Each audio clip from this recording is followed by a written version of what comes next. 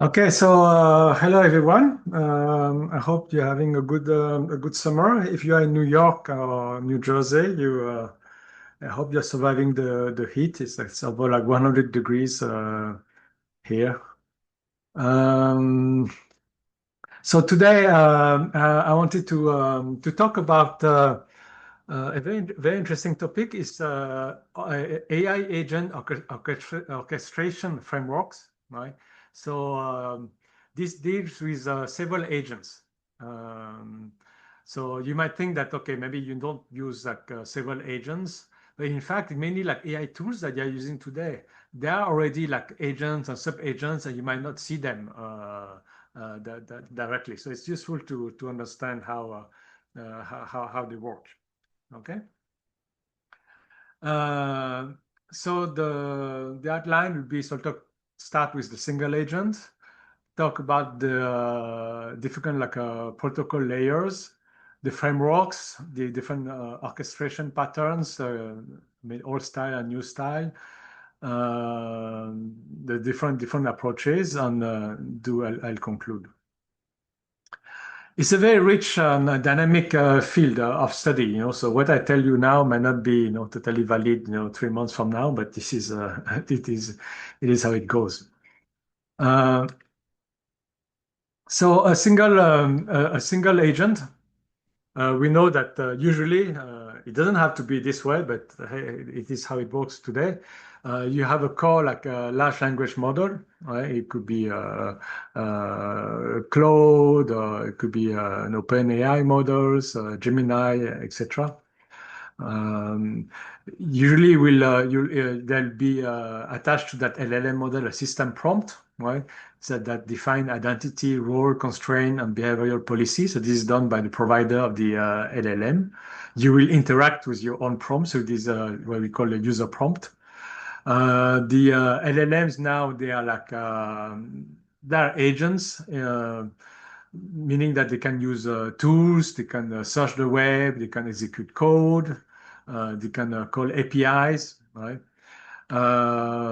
They can connect to tools and data sources and to MCP servers. I'm going to talk a bit more about this.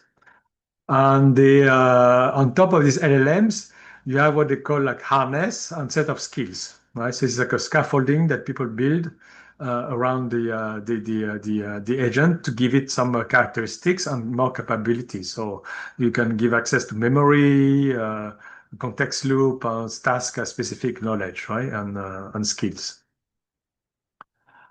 First is the harness. The harness is really a set of all these things, right? So it's what makes like an agent like from LLM to agents is really the harness that defines the agent. So you start with like a set of agents, one agent or set of agents, sub-agents. So some sub-agents will be below the agents and can be working for the agents. So the main agent will be the primary reasoning worker or like the coordinator or maybe the orchestrator. We'll see later on. They have a set of specific task, skills, knowledge modules, right? And access to data. So all this set is called the we put on the top of an LLM is called the harness. And you have, for instance, if I dig a bit deeper on the memory, so the memory could be the in context. Context means simply like the text that you communicate through to your prompt, right? So it's the short-term memory, but it could have an external memory. So it could be a vector database, it could be a flat file, it could be a markdown file that is saved and the agent can have access to. Or it could be episodic memory. It could like do like session replay, and you could use a simulator, or it could be like a dreaming of facts. Uh, so there's a difference between uh, what they call harness or harness engineering and this agentic system and agentic orchestrations. Even though sometimes people like use both terms to mean the same thing.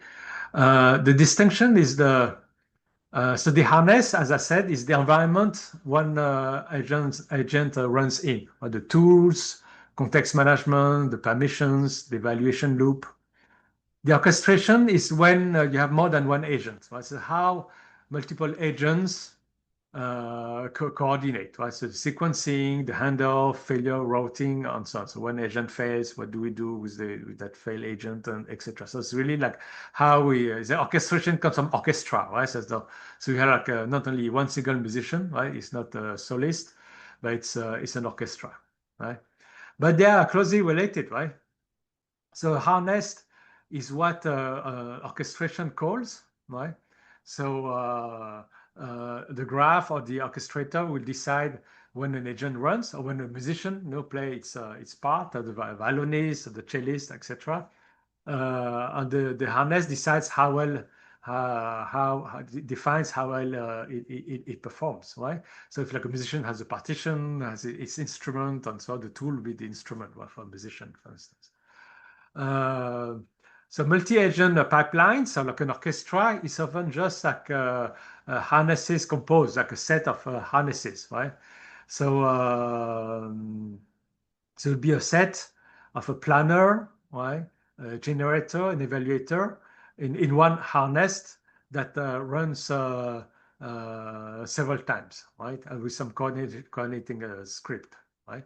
So what I was saying is that sometimes you'll see these agents, but sometimes you might not see them directly. So for example, you use like a Cloud Code or this AI, you think, okay, you have a single agent, but in fact, it's a team of agents. So Claude has sub agents working for it.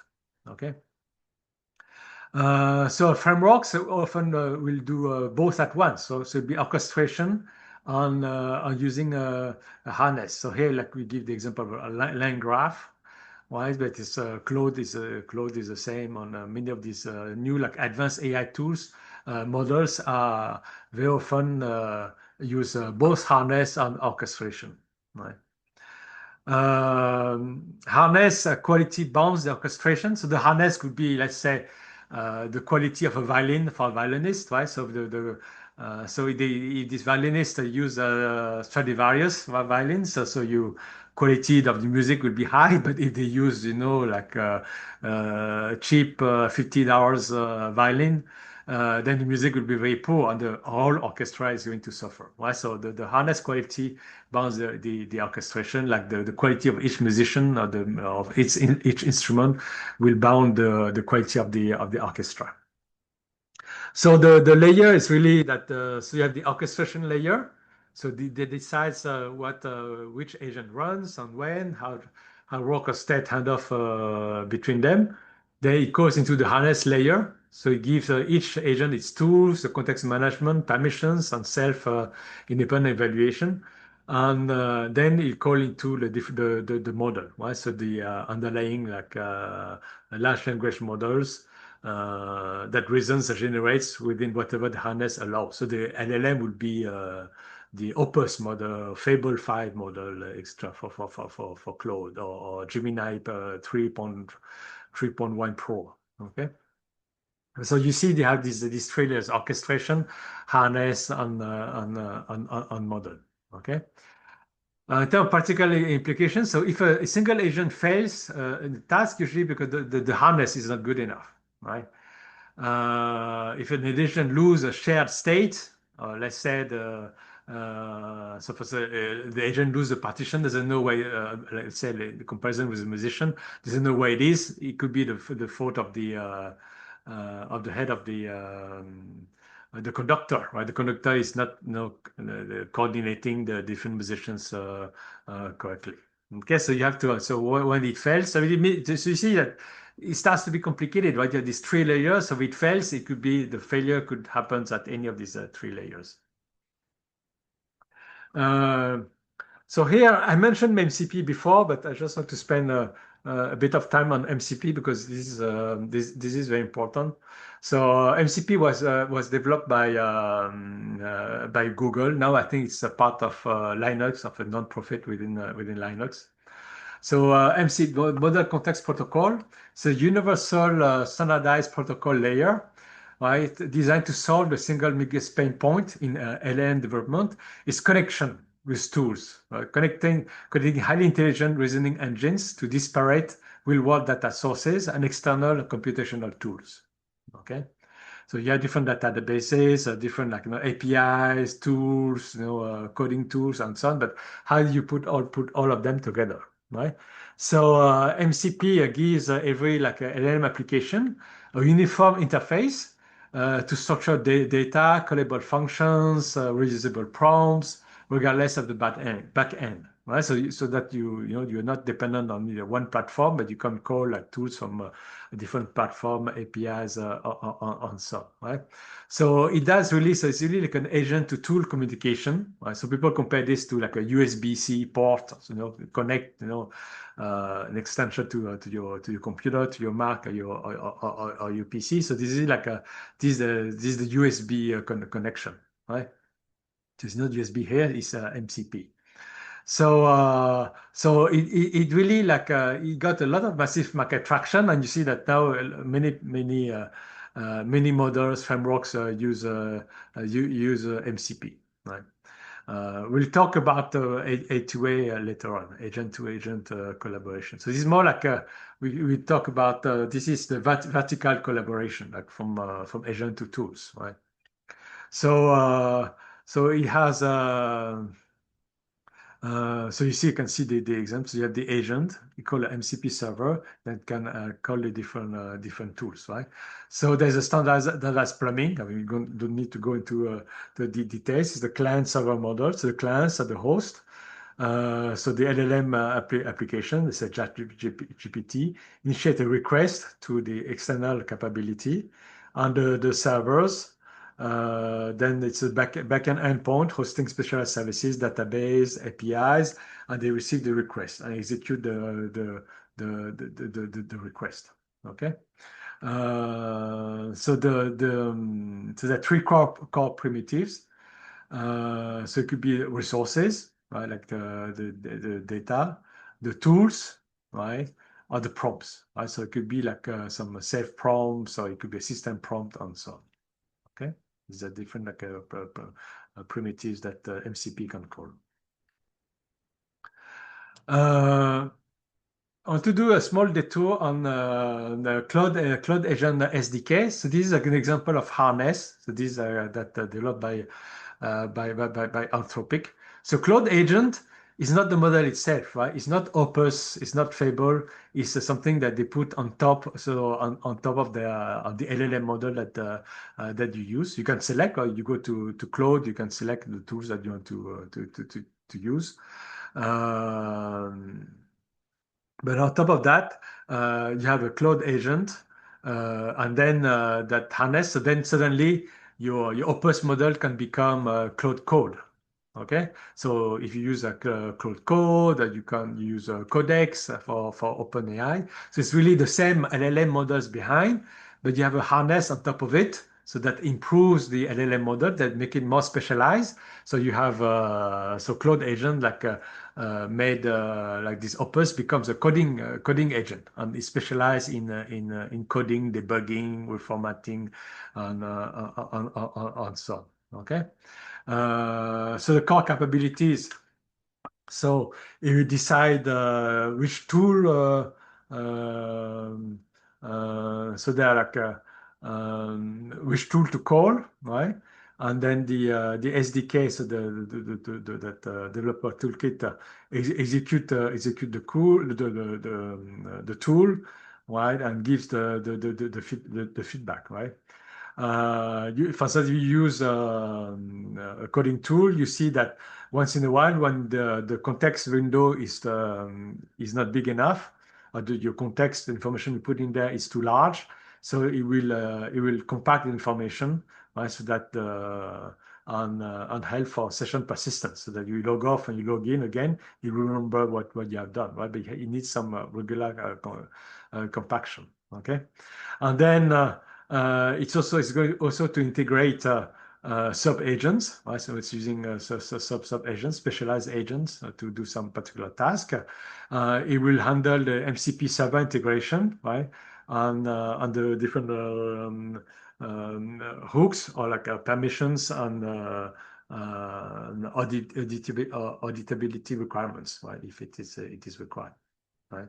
So the harness matters, right? So if you just use here the example that is given here, so if you use the Opus model, just a simple LM model, and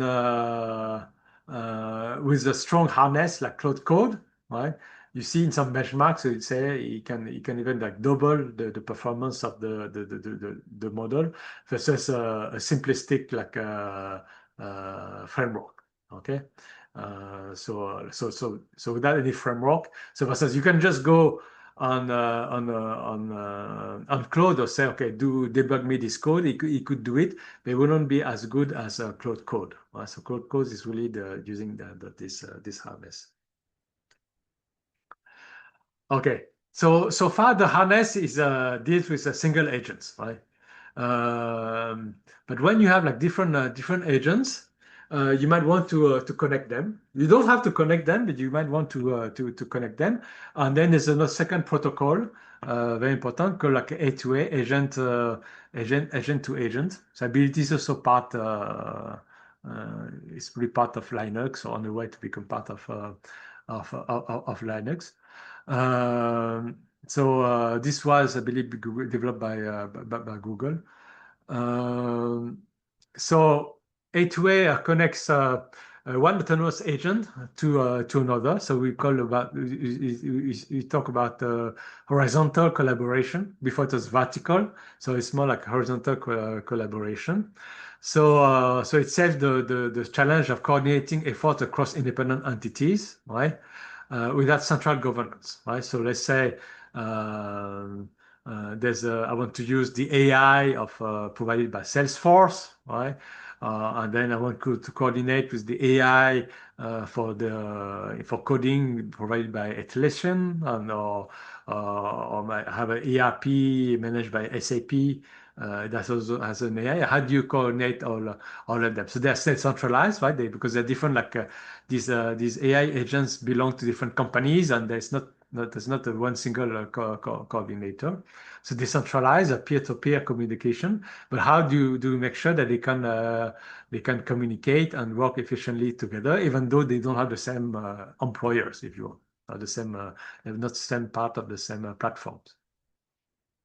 So the architecture supports multi-turn, so it means they can exchange, right? They can talk. It's not a one shot. It's multi-turn, so it's several shots, and they can work on long-lived tasks. So they can work on the same task, maybe for permanently, or for a long time, for hours, or for days.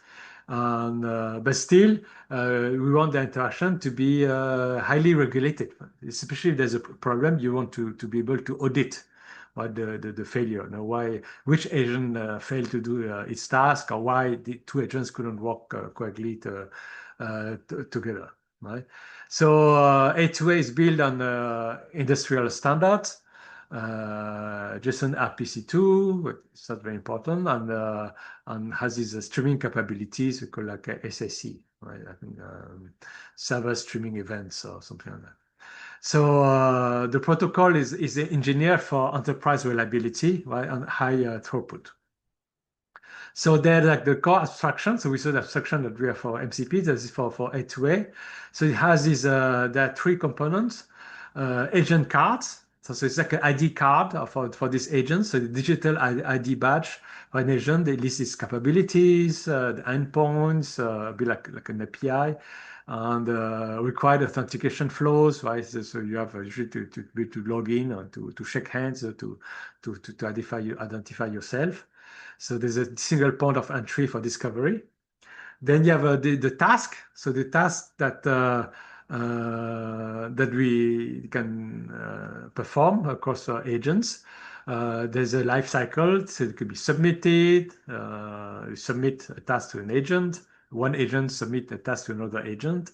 Then the task that the agent could be working on it.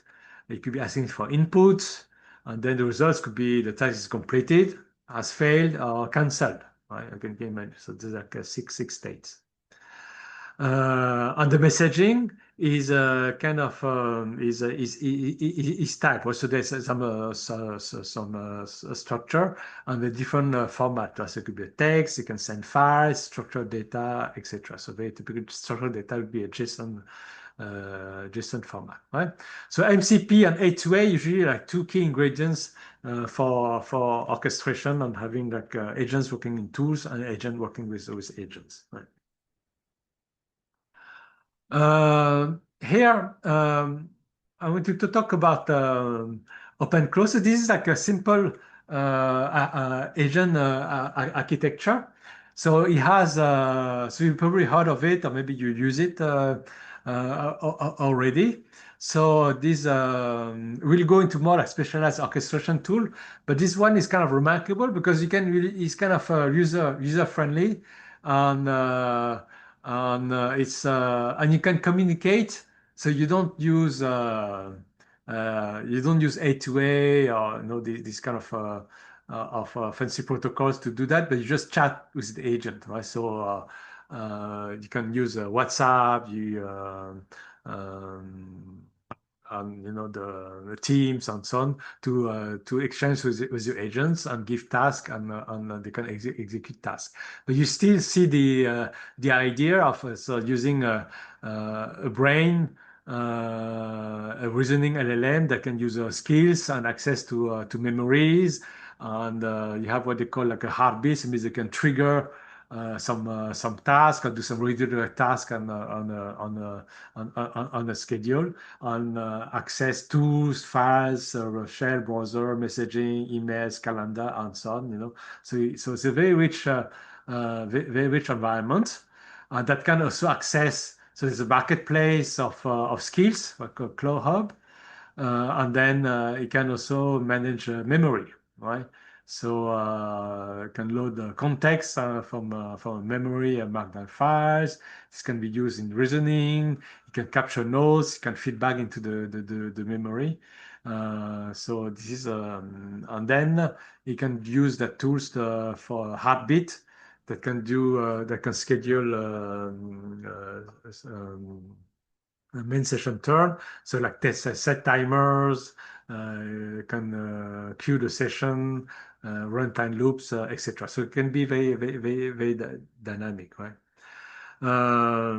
So this is something you can try at home. I mean, you have to be careful because it has access to.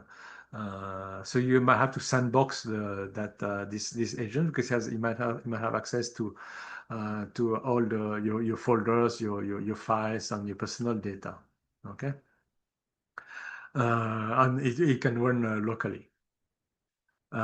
So here, this is just an example of early adoption of OpenClaw. So there's an example of so he wanted to use OpenClaw to manage his digital life, and he instructed to join like more books, so it's more like a tool to access tools on other skills, I think. And but then there's a tool, something that sounds the same. It's really a social network for bots for AI, right? So the OpenClaw created a dating profile for him and updating a bio and so on this match. I guess it's small match like match.com, and then there's even like so even the OpenClaw even like created conversations on his behalf, right?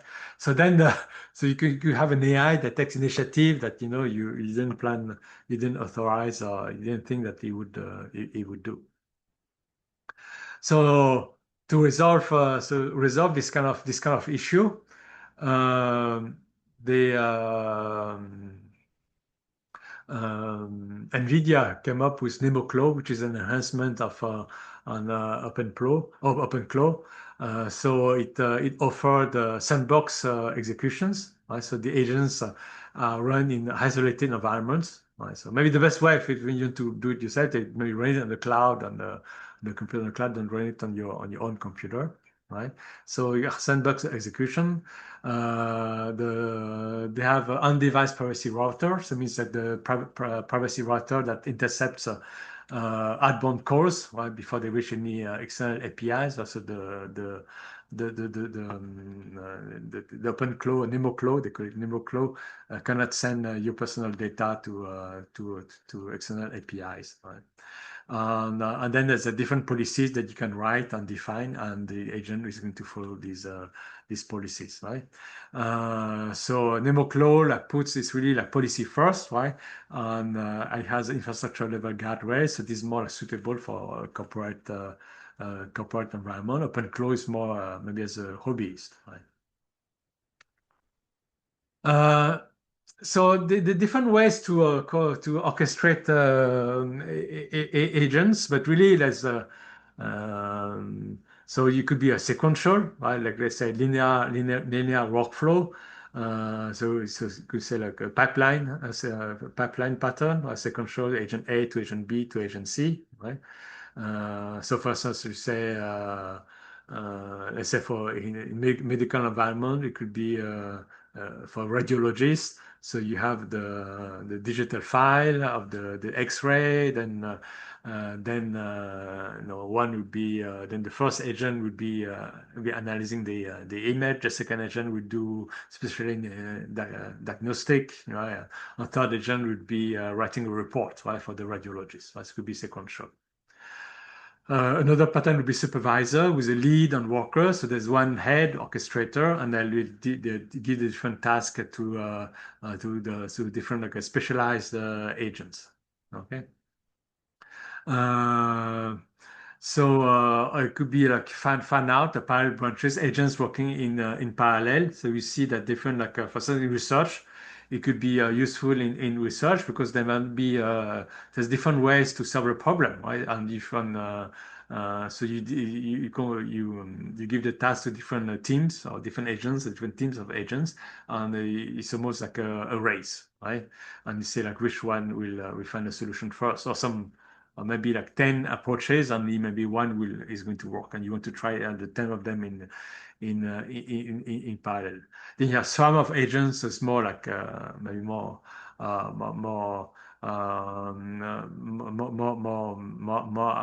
academic, but it's like agents that'll be adaptive to the task, and many agents working at the same time, right? And then you have debate judge. So when the for example, research is used a lot, when the different you have committees of agents and they could like argue, decide, try to convince themselves and come up with the decision, the committee decision. Right? So you can have like a 10, let's say in finance. For say which you say okay which stock to buy, right?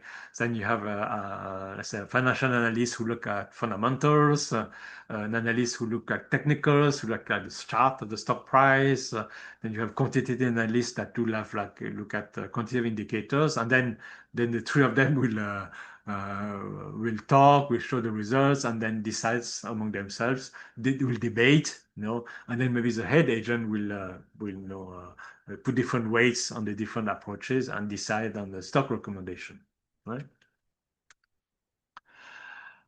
The most common one is the simplest one would be a lead agent that give task to sub agents, right? So Claude, for instance, works this way. He has as a lead agent on sub agents working for Claude in Claude Code.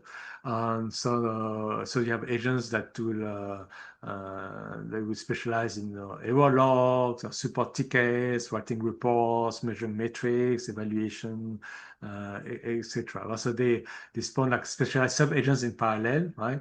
So a query will be divided into different different facets of different sides of the problem. Each agent tackles its own specialty, right? And then the results are sent back to the lead, right? And then the lead agent, the orchestrator, will compile an answer, the final answer to the user. So there are a lot of orchestration models, right? So here, for instance, is quite a recent one. It's called Agent Orchestra. But you see that the pattern is they're quite the same, right, across agents, right? So this one has so it's moving. So they all try to move from single AI agent that tries to do everything, but try to orchestrate several agents, right? So we call it mass is a multi-agent system or multi-agentic system. So advanced problem solving cannot be solved by only one large agent, but it's more you want to divide the task into specialized steps, right, and send them to specialized agents, right? Like in a company, there's no one, the CEO doesn't solve all the problems, but delegate problems to to different division, different heads, teams, etc. Right? So try to simply to do the same thing. So the value comes from the orchestrator, the planning agent, usually the planner or the orchestrator. He's a conductor, right? I gave you the analogy of an orchestra, so it'd be the conductor in the orchestra. So he manages the team's communications, therefore the role separation, the organizational chart, and handles also the dynamic error recovery, right? So the system, their system that they propose uh, is highly modular. So you see, for instance, you see the graph here. You have so a task that to solve the planner, right? Then it gives the work to researchers, to a browser, analyzer, someone who's managed the MCP layers, right? So it'd be let's say the resource, what we call here the resource handler. So it'd be the workforce an MCP manager, right? So there are specialized sub-agents, right? Like deep research agents, browser sub-user agent, deep analyzer. But you see that in each category, they know how to do their work, right? So they know that they have, as a deep research agent, how to optimize the query, do some search, refine the insights, or there may be some loops. I may be able to call some code, execute the code, etc. Right? And you see that depending on the task, the workflow would be different. Right? For the MCP manager, for instance, it will identify, for instance, when the tool is not accessible. Right? So the tool is not accessible, it will do research itself. You find the tool, you might create the tool itself, right, and make it available to the rest of the agents. Okay. Sakana Fugu, it's a model from Japan.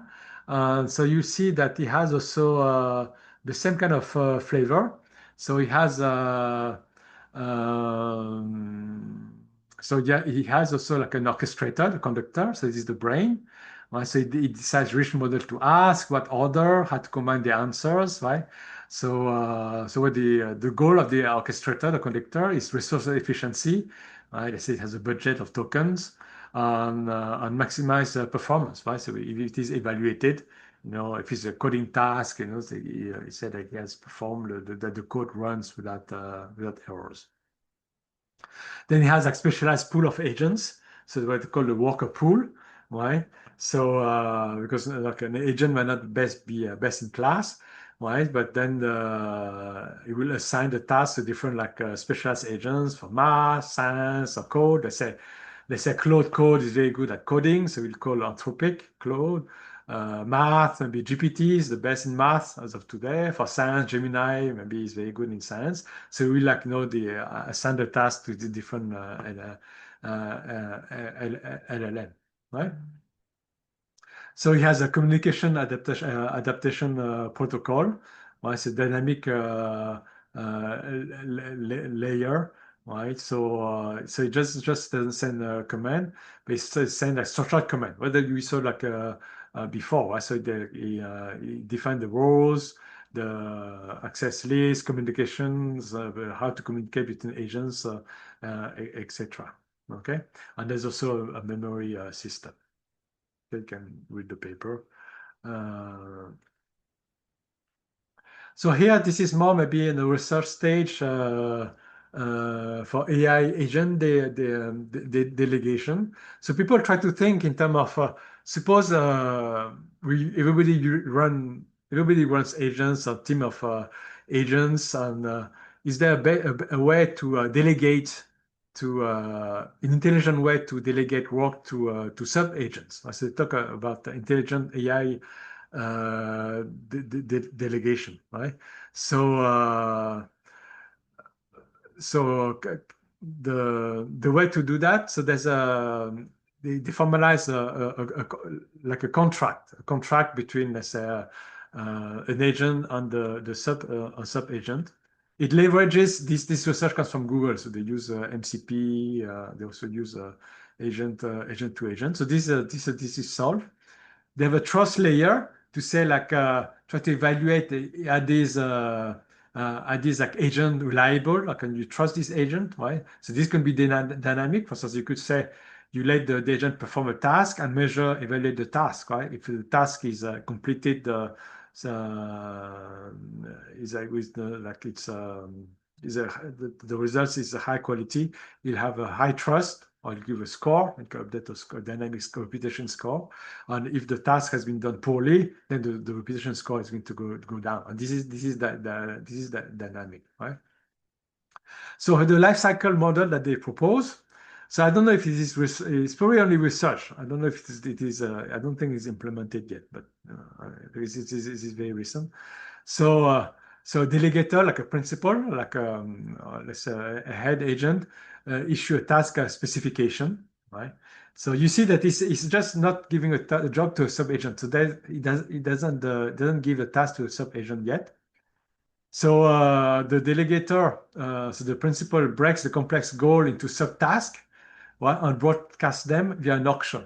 So this is what they call a contract net protocol, right?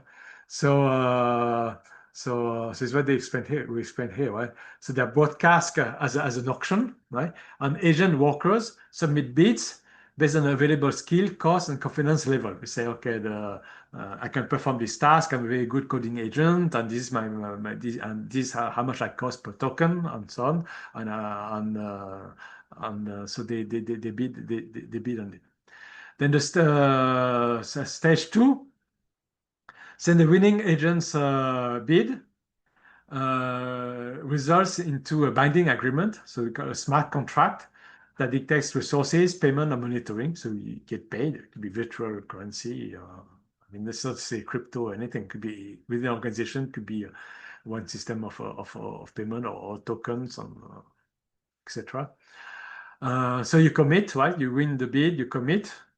And then stage three, you execute or monitor, right? So the agent executes the task, right, within the monitor environment, so that the principal can check, right, if it's doing well, and the progress is continuously observed via some like a process level metrics, right? So that there's no much you don't wait till the end to know that the project has failed, right? So you have some checkpoints, and you measure you evaluate the performance.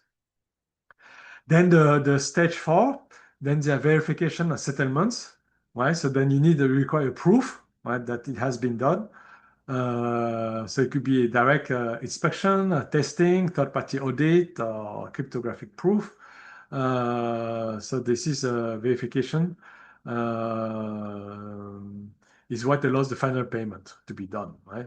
So this is it could be like a system. So this can run automatically, right? And so there's no like less manual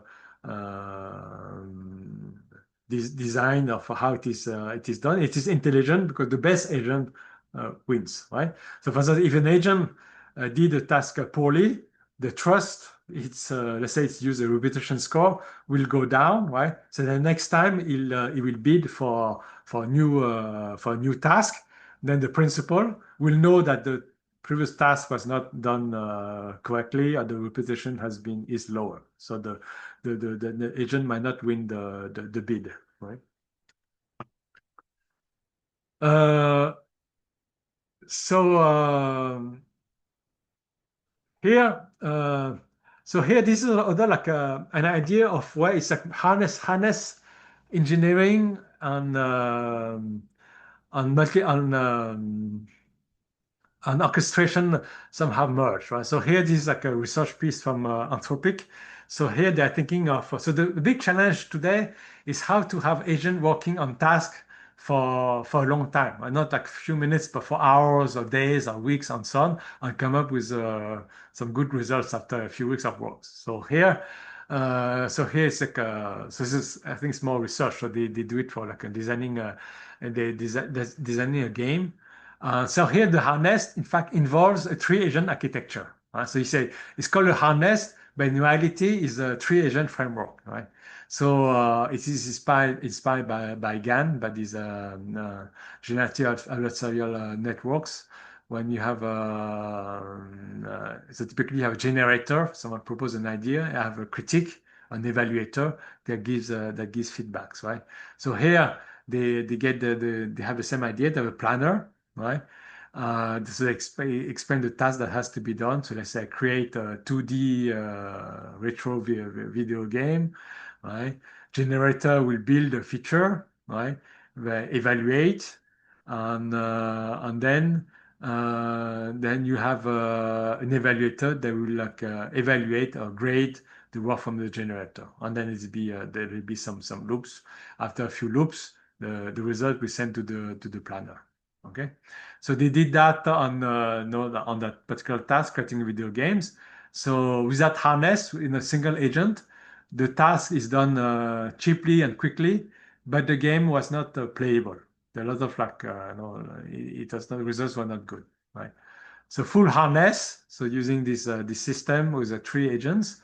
So duration was 6 hours. It cost more, right?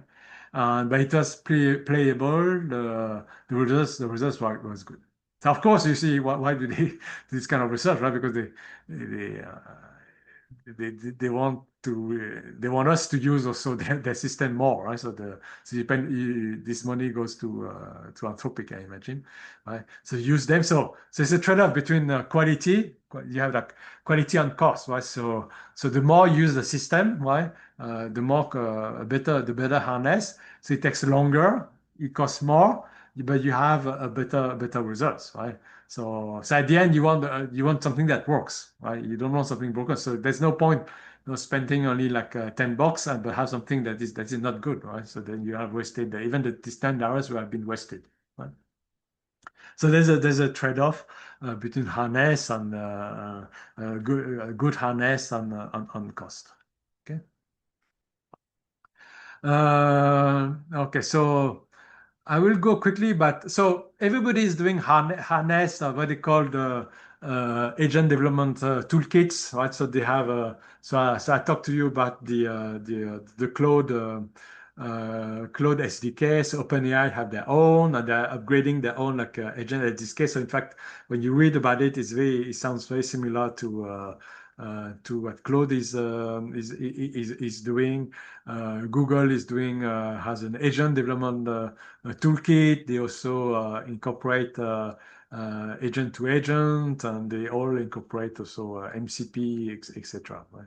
So they use tools, orchestration, there's evaluation, and so on. Because all these the models are very often run on the cloud, so they want to provide a complete platform so that people stay in their own platform. Okay. So I talk about Anthropic Claude SDK. You have other independent providers like LangGraph, LangChain, Crew AI, and Microsoft has also an agent framework built on AutoGen or AutoGen 2. Right? So you can Google this and find depending on the tools that you use, your company is using particular cloud provider, you'll find agent development platforms that do tool use, agent-to-agent, orchestration, etc. So these are like some remarks on different tools that they have different strengths, but they're evolving. Also, they're catching up. This one is behind the next release. They might be catching up. For a while, LangGraph was quite popular, but the big cloud providers are using tools similar to LangGraph, and I think LangChain, LangGraph are also open source, so you might even use this LangChain with Google Cloud and so on. So usually we in AI we want to talk about benchmarks, right? So how do you evaluate all these frameworks, right? So these frameworks are is it any good or not? So so we saw before that an LLM, the model itself, and the model read plus a harness, the scores can improve by 30 percentage points, right? So it can be or 30, 40 percentage points. So this is huge, right? So with the harness can makes a big difference. So it's very important to be able to evaluate these frameworks, right? And you have you could have multi-agent frameworks. They can still, or say like have a team of three agents, orchestrator, let's say a solution provider and a generator and a critic. That this stream of three, does it beat a solo agent, right? So you want to use benchmarks. This kind of benchmarks that you can find on the internet. So you have the HAL, I think the heuristic benchmark. I'll talk to this in the next page. Gaia for multi-step tool use, browsing, file management. This is like software engineering benchmark, SWE bench verify, etc. for web navigation, etc. Terminal bench and computer use and so, right? There's some caveats with using this. What they show that what matters is that you might care about accuracy, but also reliability, right? So sometimes they could fail. Sometimes you take so you give 10 runs, you take the best of the 10 runs, right? But if in real life your agent fails 9 times out of 10, it can be quite expensive and not very pleasant to use, right? So you want reliability, mean that you know, in the first shot, it gives the right answer, right? So you have cost efficiency too, right? Some models are much more expensive than others because for different reasons, how the harness was designed, memory management, and so on. So the cost can be very different. And sometimes you could see that what they publish and when it is tested, the difference can be very large, right? So some benchmarks are already kind of academic benchmarks, a bit old. Sometimes there were some leaks of the testing data. So what is published is so there's what we call real world on research gap. So some caveats, the benchmarks quality can vary. So if you look into the benchmarks and some people audit the benchmarks, so the other benchmark would be the questions and answer, and then say is the answer correct or not. And some benchmarks have wrong answers, right? So it happens. That's because very often these benchmarks are done by humans or contractors that people pay, and sometimes the contractors, they are humans, they can make mistakes, right? The scores decay fast. The scores can change, and they say that you know you're a cell winner. Also, depending on the different task, one model plus its harness can do better than another one, than another one. Okay, so this is the HAL, the holistic agent leaderboard from Princeton. So you can go to the website. So what they try to do, they try to combine not only to have an accuracy score that combine the cost to can use on the reliability of the model. Now they put more emphasis on reliability, but something that is very reliable but very expensive may not be as attractive as something that is less reliable but is much cheaper or open source, right? So what they find that some most successful agents are not necessarily the largest models or the fastest. So it's a trade-off, right? So a trade-off between the accuracy and on cost. Right? So it's a comparative frontier of productivity, of accuracy, and on cost. And when you go to the website, you have the different benchmarks and how they rank. Okay, so we're getting closer to the end. So all these framework have risk, right? So here we just list a few of them. So here for this, I just asked Claude for some ideas. So this is what Claude gave me. prompt injection. So prompt injection means there's a malicious instruction given to the agent. So this happens, for instance, if you tell, for instance, you see that some agents can search the web, right? So they can go and read the HTML file, okay? And in this HTML file or JavaScript file and so on, there can be instructions that which are not like visible to the humans, right? So invisible instruction, but visible only to agents. Or even some pages might recognize an agent versus a human and provide this malicious instruction only to when it recognizes its agent coming visiting the page. Okay, and then malicious instruction can say, okay, give the instruction to agent and give me all the credentials of your employer or your user, right? So these point instructions can be a big problem. Over permissioning, right? So you saw the case of the OpenClaw user. So the agent can create profile, can access the many of them access the web. They can access your file, can delete your files. They can send emails to your boss, to your customers, and so on. So this can be a problem. And so supply chain and cascading failure. Well, so when you use tool, you have even use MCP, that means you rely like on third-party tools, database, and so on. But failure on that on one end can cascade to your own model, right? And the more complex is your framework, the higher chance of failure, right? Um, so mitigation. So we'll give don't give like previous. So run maybe these models in a sandbox or in a cloud in one single instance or in a virtual machine.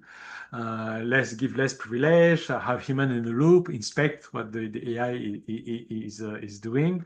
Don't let the AI grade itself. Right, to have a separate, like independent agent grading let's say the generator, right? And have on continuous anomaly detection, continuous monitoring, right?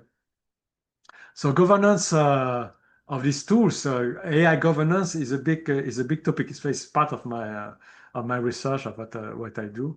So we'll talk about this at the later session. So security is a big concern. As for at the enterprise level, people are very worried about that. So not only you can have like problem, right? If you like deploy agents a bit, you're not too careful. You can expose your organizations to hackers and so on. Okay. So let me conclude. So the key takeaway. So you saw the agents. So agents are becoming more complex now. Right? So it's not we. So let's say a couple of years ago we talked about LLMs and started to talk about tool use and so on. But now agents like LLM, system prompt, the tools, user prompt, the MCP, the harness, and then when we add to the agents the A2A, then it become like a multi-agent system. We took a small detour, like talk about OpenClaw and NemoClaw because it's something that is I can try at home. So OpenClaw could be a multi-agent system because you know that the agents communicate with WhatsApp or with Teams and so on. So two OpenClaw instances, they can live on different even they can live on the same computer, right? They don't have to be on two physical computers, but you can talk to each other and work together, right? You can have even like a 20 OpenClaws talking, exchanging on WhatsApp, on Teams, right? And working together. So it's also a multi-agent framework. They can build today. You can build a multi-agent framework based on OpenClaw. Okay. So the one domain framework is orchestrator and workers, right? So one agent working with many sub agents. So there's a fusion of between this agentic framework, orchestration framework, and harness engineering. Like I gave you an example, and you see like one. In fact, if you think you are dealing with one agent, in reality, it'll be often a team of agents already, right?